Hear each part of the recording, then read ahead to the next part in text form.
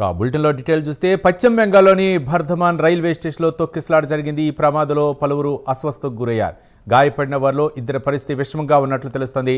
వెంటనే అప్రమత్తమైన అధికారులు క్షతగాతులను స్థానిక ఆసుపత్రికి తరలించారు.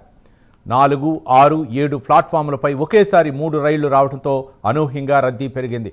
ట్రైన్స్ అందుకోవడానికి బ్రిడ్జి వైపు ప్రయాణికులు ఒక్కసారిగా ఎగపడటంతో తొక్కిసలాట జరిగింది.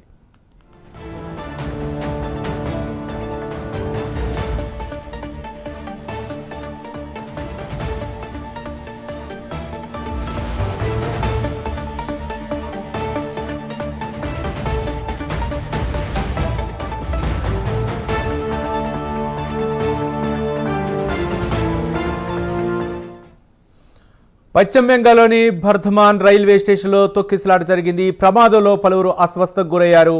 గాయపడిన వారిలో ఇద్దరి పరిస్థితి విషమంగా ఉన్నట్లు తెలుస్తుంది. వెంటనే అప్రమత్తమైన అధికారులు క్షతగాతుల్ని స్థానిక ఆసుపత్రికి తరలించారు. 4, 6, 7 ప్లాట్ఫామ్లపై ఒకేసారి 3 రైళ్లు రావడంతో అనూహ్యంగా రద్దీ పెరిగింది. ట్రైన్స్ అందుకోవడానికి బ్రిడ్జి వైపు ప్రయాణికులు ఒక్కసారిగా ఎగపడటంతో తొక్కిసలాట జరిగినట్లు తెలుస్తుంది. ఇదే విషయంపై మరిన్ని వివరాలు మా నేషనల్ బ్యూరో చీఫ్ కళ అందిస్తారు. కళ, రవి, దాదాపు ఒక ఘటన మాత్రము తొక్కిసలాట రైల్వే సంఘటనలు మనకు మహారాష్ట్ర అనుకోవచ్చు, మధ్యప్రదేశ్ ఈ ప్రాంతాల్లో జరుగుతూ ఉన్నాయి గత కొన్ని నెలలుగా. కానీ మరొకటి ఈ రోజు సాయంత్రము 5 గంటల సమయం, 5 నుంచి 5:30 సమయంలో పశ్చిమ బెంగాల్లో జరిగినటువంటి రైల్వే స్టేషన్ లో తొక్కిసలాట మరొకసారి ఒక ఆశ్చర్యానికి గురి చేస్తుంది. అయితే ఇది బర్ధమాన్ స్టేషన్. ఈ బర్ధమాన్ స్టేషన్ కి సంబంధించినది ఒక జంక్షన్. ఇది దాదాపు చాలా రైళ్లు కూడా అక్కడికి వస్తుంటాయి. అంతేకాకుండా ఇప్పుడు పండుగ రద్దీ. ఒకవైపు మనకు దివాళీ సెలబ్రేషన్స్ అనుకోవచ్చు, చాలా మంది ఇటు అంటే చాలా మంది వారి వారి ఇండ్లకు వెళ్ళడం కొరకు అనుకోవచ్చు. ఢిల్లీ నుంచి చాలా పలు రైళ్లు కూడా ఇక్కడికి కూడా పండుగ సందర్భంగా ప్రత్యేక రైళ్లను కూడా ఏర్పాటు చేశారు.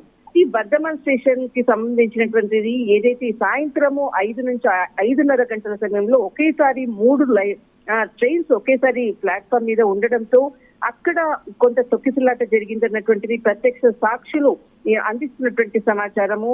అయితే ఒకేసారి అంటే ఇక్కడ ఒక మహిళ కింద పడడంతో వెంటనే పక్కలో ఉన్నటువంటి ఏదైతే స్టెప్స్ మీద నుంచి కింద పడడంతో ఆమెపై మరి కొంతమంది పడ్డము, ఆ విధంగా తొక్కిసలాట జరిగింది అంటూ కూడా స్థానికులు అక్కడ కొంతమంది చెప్తున్నారు. అంతేకాకుండా దీనిపై కూడా కొద్దిసేపటి క్రితము ప్రెస్ నోట్ అనుకోవచ్చు, పోలీసు యంత్రాంగం కూడా అప్రమత్తమై దీనికి సంబంధించినటువంటి పూర్తి సమాచారాన్ని కూడా వెల్లడించింది. దాదాపు రైళ్లు అంటే ఇక్కడ 4వది, తర్వాత 6వ ప్లాట్ఫామ్, 7వ ప్లాట్ఫామ్, 3 ప్లాట్ఫామ్స్ లో కూడా ట్రైన్స్ ఒకేసారి నిలబడడంతో అంటే ఒకేసారి రావడము, తర్వాత ప్రయాణికులు వెంటనే తొందరగా అంటే రైలు క్యాచ్ చేసే విధంగా అంటే క్యాచ్ చేసే ఎక్కే విధంగా కూడా తొందరపాటుతనం అనుకోవచ్చు. అక్కడ వెళ్ళి రైలు ఎక్కాలన్న దాంతో కూడా ఈ విధంగా తోపులాట తొక్కిసలాట జరిగిందని చెప్పవచ్చు. అయితే ఇక్కడ ఈ తొక్కిసలాటకు ప్రధాన కారణం మాత్రము స్థానికులు నుంచి వస్తున్నటువంటి సమాచారం ప్రకారంగా ఏదైతే 4, 6, 7 ప్లాట్ఫామ్ కి సంబంధించినటువంటి ఇక్కడ అంటే మనకి ఇప్పుడు ఈ మధ్యలో చాలా టెక్నాలజీ కూడా పెరిగింది.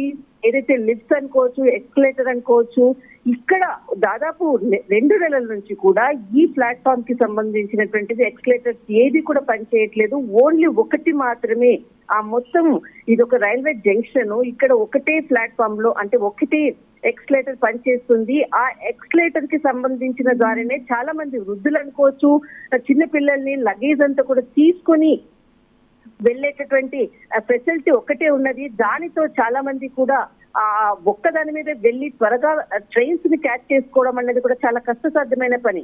ఈ విధంగా స్టెప్స్ మీద వెళ్తూ ఉన్నటువంటి సందర్భంలో ఈ ప్రమాదం జరిగింది. అయితే ఇక్కడ ఏదైతే మనకు భద్రతా వ్యవస్థ అనుకోవచ్చు, అక్కడ ఉన్నటువంటి సదుపాయాలు సరిగా లేకపోవడం వల్లనే ఈ ప్రమాదం జరిగింది అంటున్నారు. కానీ ఇప్పటి వరకు వస్తున్న సమాచారం ప్రకారంగా దాదాపు 8 నుంచి 12 మంది తీవ్రంగా గాయపడ్డారు. వారిలో ఇద్దరి పరిస్థితి మాత్రం చాలా అంటే సీరియస్ గా ఉన్నట్లు కూడా తెలుస్తుంది. కానీ ఇది తొక్కిసలాట కాదు అంటూ కూడా రైల్వే అధికారులు వెల్లడిస్తున్నారు. కానీ అక్కడ ప్రత్యక్ష సాక్షులు అనుకోవచ్చు, సీసీ కెమెరాల్లో ఉన్నటువంటి విజువలేషన్స్ ప్రకారంగానే బయటకు వచ్చినటువంటి, ఎందుకంటే సాయంత్రం 5 నుంచి 5:30 సమయంలో జరిగిన తర్వాత దాదాపు ఇప్పటికీ కూడా చాలా మటుకు ఒక గంటన్నర తర్వాత కూడా ఈ సమాచారం బయటికి రాలేదు.